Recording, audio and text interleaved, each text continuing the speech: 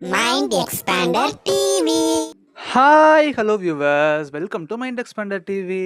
இந்த வீடியோவில் பார்த்தீங்கன்னா டாப் ப்ரைம் டைமான 9:30 ஃபேமஸாக டெலிகாஸ்ட் ஆகிட்டு இருக்கிற சீரியலோட டைமிங்ஸ் வந்து கூடிய சீக்கிரம் மாற்ற போகிறாங்க அப்படிங்கிற மாதிரி ஒரு சில நியூஸ் கிடச்சிருக்கு. ஸோ அது எந்த சீரியல், அதுக்கு ரீப்ளேஸ்மெண்ட் என்ன அப்படிங்கிறதெல்லாம் பற்றி இந்த வீடியோவில் டீட்டெயிலாக பார்க்கலாம். ஸோ வீடியோவை ஸ்கிப் பண்ணாமல் ஃபுல்லாக பாருங்கள். அண்ட் நம்ம சேனலுக்கு இப்போ தான் ஃபர்ஸ்ட் டைம் வரீங்கன்னா மறக்காமல் நம்ம சேனலை சப்ஸ்கிரைப் பண்ணிக்கோங்க.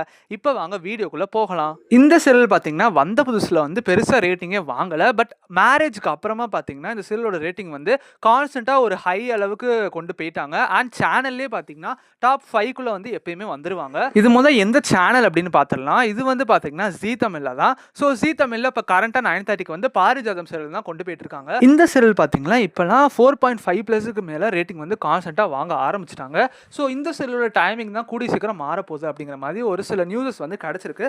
ஸோ இப்போ வந்து ஜீ தமிழில் வாகை சுடவா அப்படிங்கிற மாதிரி ஒரு நியூஸ் சீரியல் வருது இல்லையா. அண்ட் பிரைம்லேயுமே பார்த்தீங்கன்னா ஃபேமஸான டாப் பிரைம் டைம் சீரியலான அண்ணா வந்து கிளைமேக்ஸ் வந்து கொண்டு வர போகிறாங்க.